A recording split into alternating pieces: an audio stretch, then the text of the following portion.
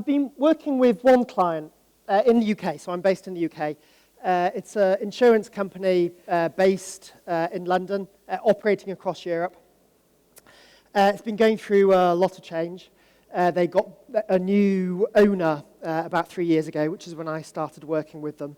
A new chief executive called Alex, a really good business strategist, very experienced, very people-focused as well.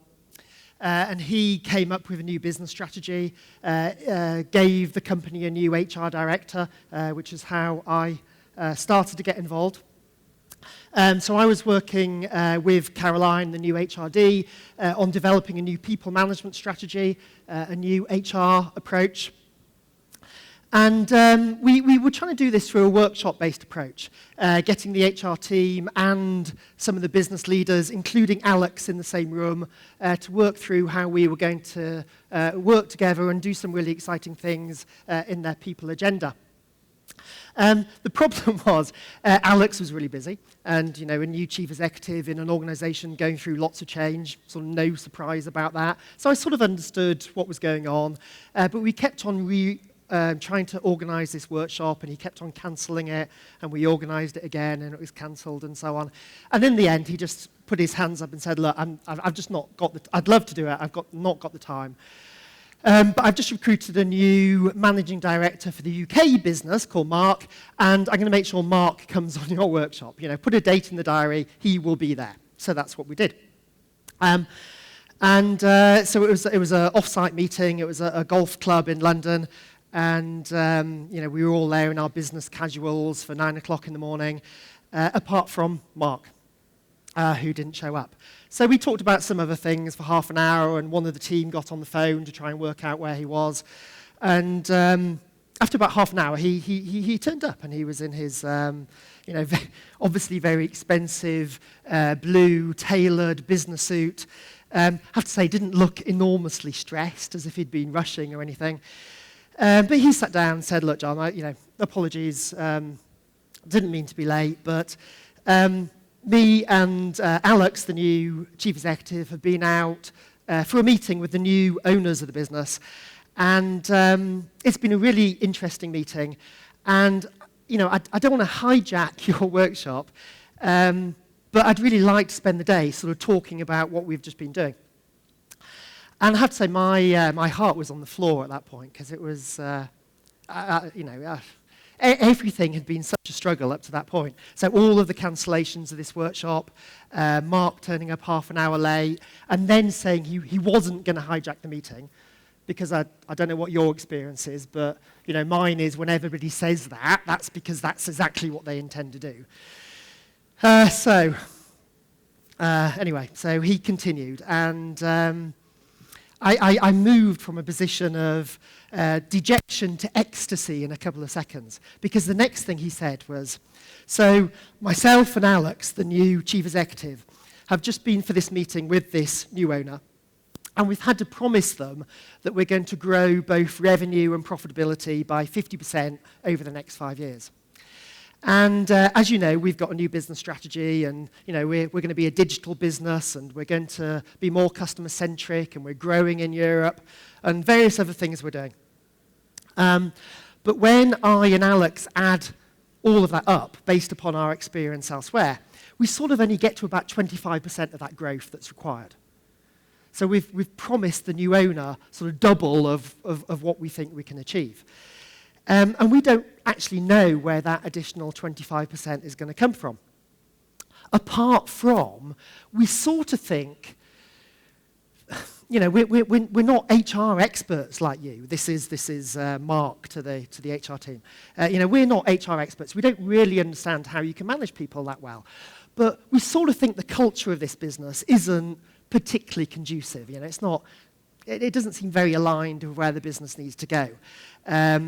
People don't seem to care about the business that much. They don't seem to be much that motivated to meet our business objectives.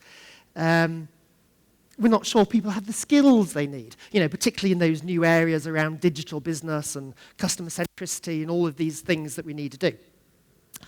And we're not quite sure what you would do to deal with those issues, But we sort of hope that if we improve the culture and we develop the skills and we raised engagement, if we did all of that, that might lead to this extra 25% growth, which we think is missing.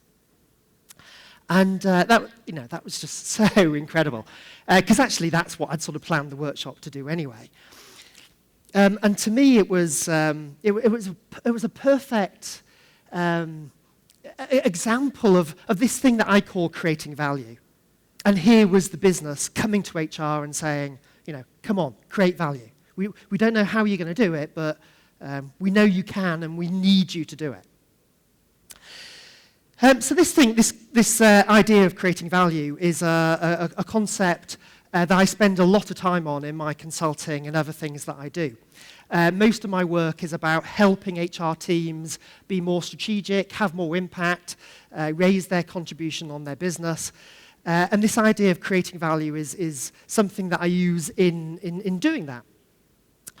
So it's a model, it's a tool called the value triangle. It is a triangle, it is a pyramid, and it deals with value, hence the name. And the point about being a pyramid is it builds from the base upwards. If all you do is the stuff at the bottom, you're sort of missing the plot because the real value is at the top.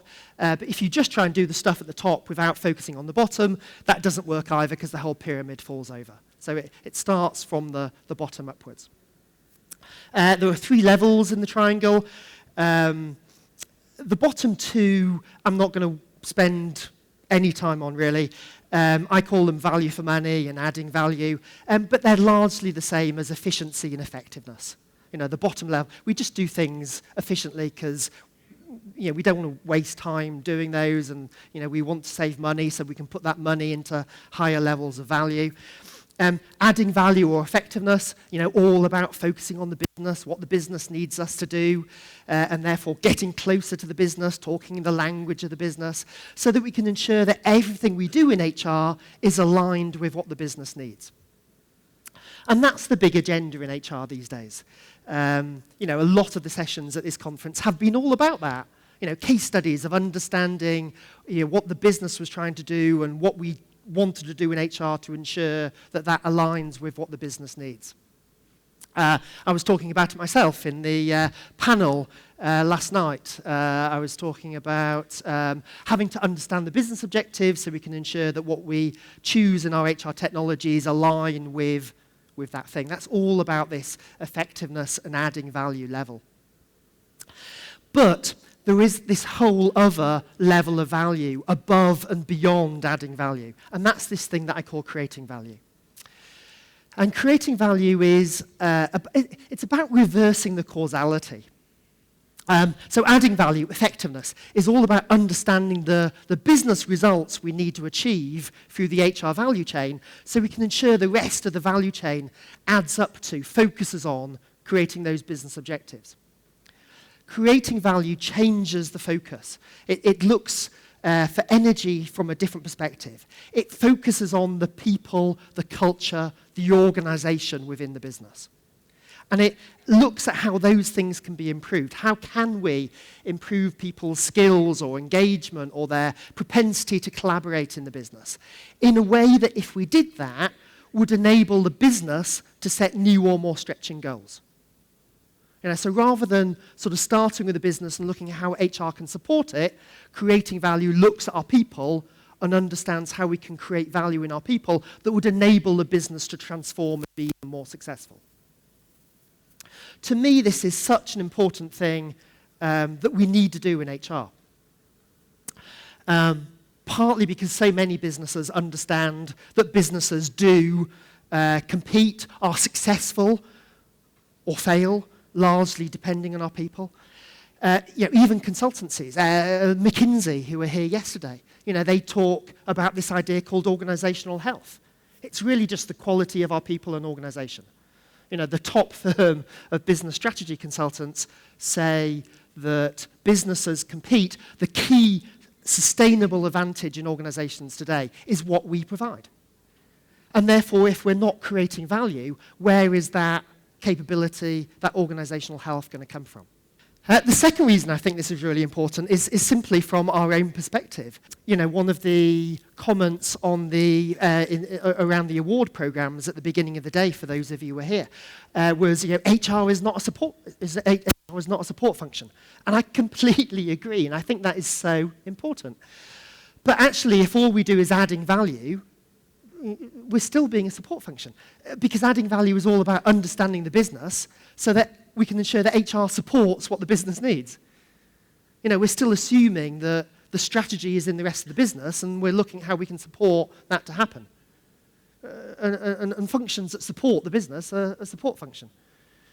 So if we don't want to be a support function, we have to create people-oriented business strategy. We have to create business strategy through what our people can do. We have to create value. There is one more reason as well why I think creating value is so important, which is about this idea of disruption. If you were here at the beginning of yesterday, you know, we had that on big letters at the beginning of yesterday. Everything is about disruption these days. The business world is disrupting, and therefore we need to disrupt HR again to ensure we're aligned with what the business needs. And I think that's true, but I also think there's a potential danger in disrupting HR for the purpose of disruption. You know, disrupting for the sake of disruption. You know, that does nobody any good. We need to disrupt because everything's changing, and therefore we need to change. You know, a lot of the things which people talk about in terms of this new disrupted HR or the future of work, all of these sort of different ideas about our potential future. So things like, you know, flat organizations and very collaborative businesses and self-managing teams, all of these ideas may or may not happen. But there should always be a reason that we're doing them. You know, we should never just follow a particular strategy just because somebody tells us to do that. You know, even as someone as eminent as Josh up on the stage yesterday, you know, his idea of networks of teams. Absolutely, it's a great idea, but I completely disagree. Please do not build your architecture around the network of teams just because Josh thinks that's a good idea. You know, work out what you need to do for your own organization and then do that. In particular because, you know, all organizations are different. Different sectors are different countries are different. I was taking some notes of the other sessions yesterday of sort of things that I wanted to talk about today. China versus India, which sort of sounds like there's been an escalation in the border dispute, but it's not quite what I mean. I was simply sort of thinking back to China's comments yesterday that perhaps Indian businesses are perhaps a little bit behind American businesses. I have to say I completely disagree. And I've only worked with a couple of businesses in India, but you know, so many of your businesses do such great work. You know, hugely humanistic and progressive approaches. You know, a lot more focus on your people than a lot of American businesses have. And therefore, you know, even if the network of teams is the right thing for American businesses, it doesn't necessarily mean it's the right thing for you because your businesses are different to their businesses. So, you know, the only way around that, the only way of disrupting, but not disrupting for the sake of disruption, is by focusing on creating value. Work out what we need to create in our people and our organizations that will enable our businesses to transform, and then work out what we need to do, what activities we need to perform in order to create those creating value outcomes. And if we do that, that leads naturally to disruption. You know, if we try to create something different, we end up doing something different as well. Disruption is just a natural consequence. It's a supplementary benefit of creating value. It's not a thing in its own right. So, how does all of that link to HR technology? Well, it does, very closely. One of the things that I've been really interested about over the last sort of 5 years in particular is how the evolution of technology fits alongside the value triangle and the way that in businesses we've sort of progressed from a focus on value for money, efficiency, to adding value, to creating value. By the way, that was the purpose of the story at the beginning. I've been talking about this thing called creating value for sort of 20 years. And 20 years ago, it was a really difficult thing to articulate. even 10 years ago. Whereas these days, I go into businesses and I talk about creating value, and very often someone will say, hey, John, we're doing this. Is this what you mean? Is that what creating value looks like? People are already doing it. But I have to say that was the first business meeting I've ever been in where I've seen the business talk to HR and just say, come on, create value. Come on. So that's why I was sort of so pleased in that situation. So what we do in HR has progressed up the value triangle, and so has our HR technology. 20 years ago, the big focus in HR was around the system of record, the HR system, trying to get that single source of truth about data, which I know is still so difficult for many of us. Providing data for HR, trying to work out what our headcount was, all of that sort of thing. So we used to focus on the system of engagement. We still need it. It's the bottom of the triangle. But if that's all we do these days, we've sort of missed the plot. The big focus over the last 10 years has been at that middle level, on the adding value piece, on the effectiveness type of value. And in the HR technology space, that's been about these integrated talent management systems, these systems of engagement, automating HR processes and providing information not just to HR, but to our managers, our business leaders, so that our leaders and managers can make better decisions about their people. And that's been a tremendous source of value. But there's more. There's the creating value piece. And this has been the focus of HR technology, certainly over the last 5 years. All of the apps and the gamification systems and the social media and mobile, they're all, I use the same term as Josh yesterday. They're systems of productivity. We've moved from the system of engagement to the system of record, to the system of engagement, now focusing on the system of productivity. All of these systems are about helping people do their jobs better. That's the new focus in HR technology today. And, that's very much what Josh had on his roadmap.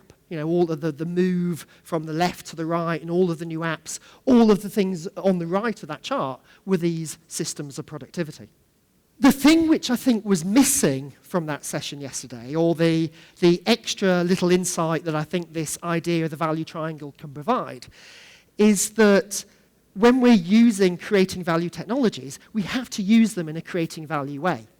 And what I worry about is, because so much of HR is about adding value, is about effectiveness, that we take access of those creating value technologies and then we use them for adding value. Let me describe. One of the things that Josh talked about yesterday on the right of his chart, at the end of the roadmap, were these engagement apps, these very easy, funky systems to get feedback from people. So rather than do the big engagement systems, you just ask people to give you click a smiley face or something and get a really quick, instantaneous, real-time update on people's motivation and morale in the business. And those are really, really useful. But even better than that is an app that helps people engage. An app that coaches people, that provides them feedback on, gives them suggestions on what they can do differently to raise their own engagement. We shouldn't be, creating value is not about providing information to manage people better. Creating value is about helping people do better themselves. My best example, sort of 30 seconds and then I'm done, would be on just the whole area of analytics, really. And again, I know there have been lots of sessions on analytics within the conference. Analytics are really important. They correlate with the increasing use of technology. As more and more of what we do is done in a technology-based system rather than face-to-face, the technology produces data, perhaps big data. The technology often includes analytics within inside the system. The analytics analyze the data, and the system helps us do something differently and better. That's the basis of data-driven decision-making. So analytics is really important. But so much of analytics is about using people's own data.